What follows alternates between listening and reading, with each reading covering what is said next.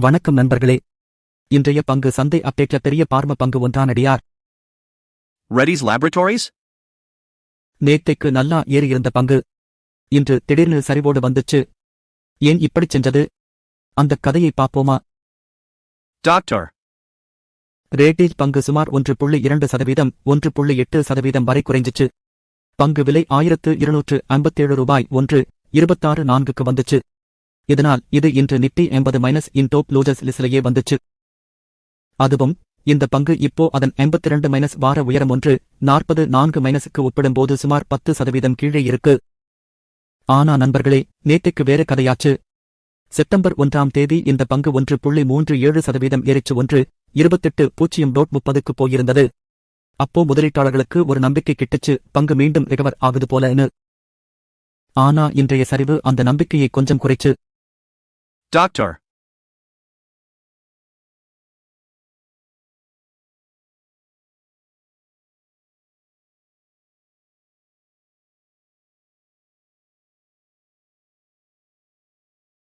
ரேட்டேஜ் பங்கில் இன்னொரு முக்கியமான செய்தி, அவர்களின் chief human resources officer Archana Bhaskar ராஜினாமா அறிவிச்சிருக்காங்க.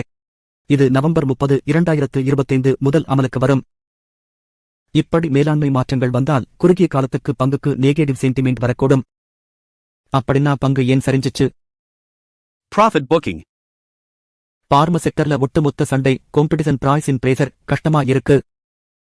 மேலாண்மை மாற்றம், CHRO ரெசிக்னேஷன் கூடக்கு அச்சத்தை கொடுத்துச்சு.